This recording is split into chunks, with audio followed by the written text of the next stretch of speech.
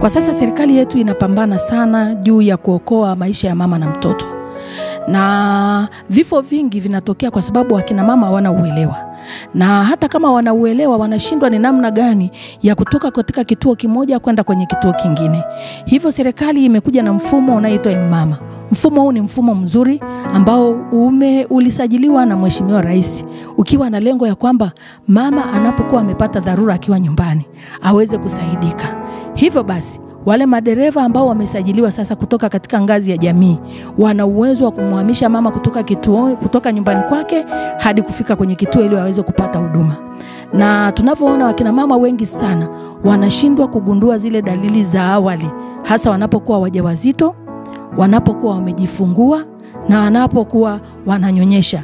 Sasa hii inaonyesha pia kwamba watu wengi au wakina mama wengi wanakuwa hawajajiandaa hasa katika swala la usafiri na hata kwenye swala la vifaa. Hivyo serikali yetu kwa kushirikiana na wadau mbalimbali wamekuwa wakifanya jitihada kubwa kuhakikisha kwamba mama asije akafa katika kipindi kile cha uzazi, au mtoto mchanga akafa katika kipindi kile cha uchanga. Hivyo basi programu iliyoanzishwa ya M-Mama itasaidia kuwavusha wengi. Tunamshukuru sana rais wetu ambaye ameleta mfumo wa M-Mama. Mfumo ni mfumo mzuri sana. Ni mfumo ambao una linki kati ya jamii pamoja na vituo vyetu, lakini pia una linki kati ya mgonjwa pamoja na mtoa huduma. Na sisi tunashukuru kwa sababu akina mama wengi sana wamepata uelewa. Na pale anapokuwa amepata dharura sasa, anapopiga hiyo namba 115, ile namba inapopokelewa katika vituo vyetu ambavyo vimewekwa tayari kwenye hospitali zetu za rufaa za mikoa, basi pale anapata huduma ya kwenda kuchukuliwa nyumbani na kupelekwa katika kituo. Tumeona akina mama wengi wanakuja hospitalini tayari wameshakuwa katika hali mbaya ya hatari. Na tumehimiza hata katika vituo vyetu ambavyo vya level ya chini waweze kutoa elimu ya kutosha kwa akina mama ili waweze kugundua zile dalili za hatari, ikiwepo kutoka damu nyingi, ikiwepo mtoto kutokucheza, na wakati mwingine mtoto anaposhindwa kunyonya vizuri. Pia hii huduma ni huduma nzuri. Lakini pia tunashukuru kwamba wataalamu wengi wamekuwa wakifundishwa hasa katika vituo vyetu namna ya kuwahudumia wakina mama. Hivyo basi nikushukuru sana Mama Samia Suluhu Hassan, nishukuru serikali yetu ya Jamhuri ya Muungano wa Tanzania kwa kufanya jitihada kubwa sana kuhakikisha kwamba tunapunguza vifo vya kina mama wajawazito, akina mama waliojifungua na watoto wachanga ambao wako chini ya mwezi mmoja. Mfumo huu unatumika kama ifuatavyo. Yaani mfumo huu ni mfumo ambao tayari unatumia teknolojia ya kutumia simu zetu za kawaida tu. Pale mtu anapokuwa amepata dharura, mfano mama yuko nyumbani kwake kabisa, ni ndani kabisa huko, hana namna yoyote ya usafiri, basi anapokuwa kwenye simu yake anapiga namba 115. Ile namba 115 akipiga inaingia ndani ya mkoa wake katika kituo cha kupokelea mawasiliano, ambacho hicho kituo kwa kawaida tunakiita dispatch center. Dispatch center inatawaliwa au inamilikiwa chini ya hospitali ya rufaa ya mkoa.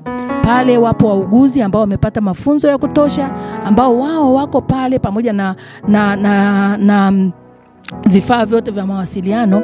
Wanapopokea ile simu kwamba mama ana dharura au labda inawezekana mtoto ndo ana dharura, basi pale wanaangalia kwenye mfumo unamuonyesha ni wapi aliko mama, lakini pia ni wapi amwelekeze mama.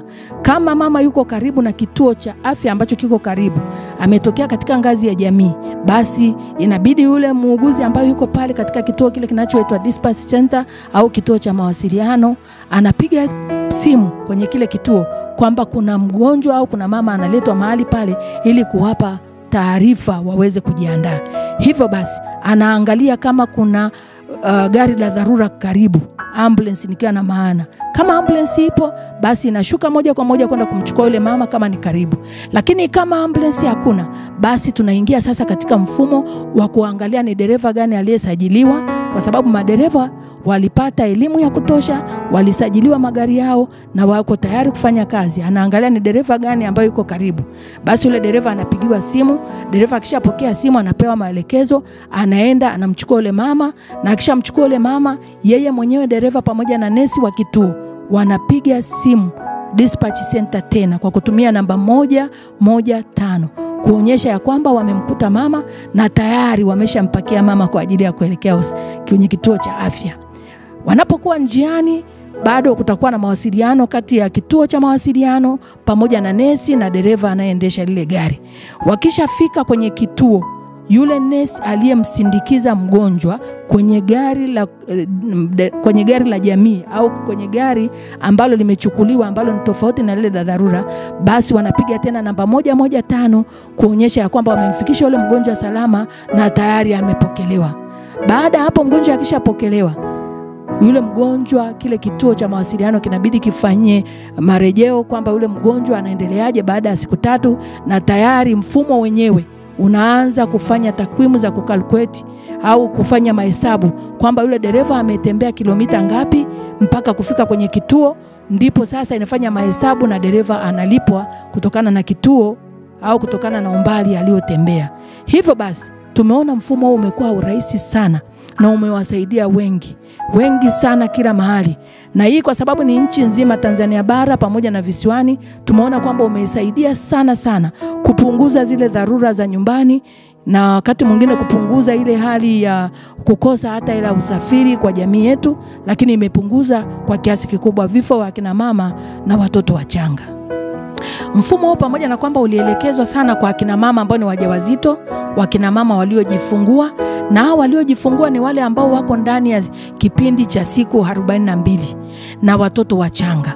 Lakini ukiangalia mfumo huu ulivyokaa, ni mfumo ambao ni wa kijamii, ambao mama au baba wanatumia ile simu kupiga 115. 115 sio kwamba ni lazima mama tu apige, hata mume wake anaweza kupiga. Inawezekana wakati huo mama yuko kwenye hali mbaya, lakini mume wake pia anatakiwa apige hiyo 115 na apate uelewa. Tumekuwa vipindi vingi vikirushwa kwenye redio kuelezea mfumo unavyofanya kazi, lakini elimu imekuwa ikitolewa, na tunashukuru Mungu sana.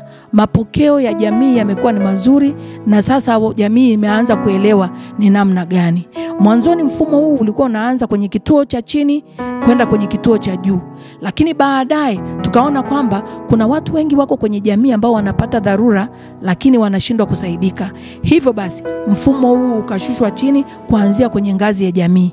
Hivyo basi niombe kwa jamii yetu ya Tanzania, wewe ambao ulikuwa hujui kwamba kuna mfumo unaitwa mama, leo hii unapopata dharura, una mgonjwa nyumbani, una mama mjamzito, aidha hanapogundua tu kwamba ni mjamzito lakini akaonyesha dalili yoyote ya hatari au vidokezo vyovyote vinavyohusiana na hatari, labda mtoto kutokucheza, labda kutoka maji ukeni, labda kutoka damu, basi jiongeze kwa kupiga namba 115 ili uweze kusaidika. Usianze kusema kwamba nimeshindwa kumfikisha mgonjwa au nimeshindwa kumsafirisha kutokana na kwamba sina hela. Serikali iko pale na imelipia gharama zote kuhakikisha kwamba huyu mama anatoka salama kwenye kipindi chake cha uzazi.